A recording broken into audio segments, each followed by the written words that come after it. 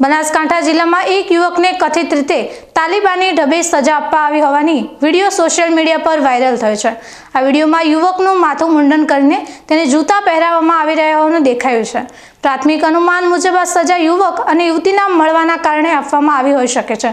જોકે આ અંગે કોઈ સત્તાવાર પુષ્ટિ થઈ નથી। વાયરલ થયેલો આ વિડીયો બનાસકાંઠાના કોઈ ગામનો હોવાનું માનવામાં આવી રહ્યું છે। આ ઘટનાએ ફરી એકવાર જિલ્લામાં આવી અમાનવીય સજાઓની ચર્ચા જગાવી છે।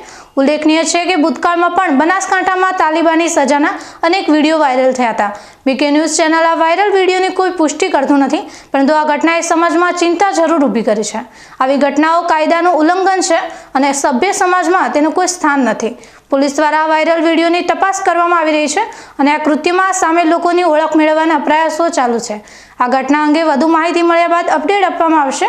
આ ઘટના દર્શાવે છે કે સમાજના કેટલાક તત્વો હજુ પણ કાયદાને હાથમાં લેતા અચકાતા નથી, જે ગંભીર બાબત છે। તંત્ર દ્વારા આવા કૃત્યોને સખત રીતે ડામવાની જરૂર છે।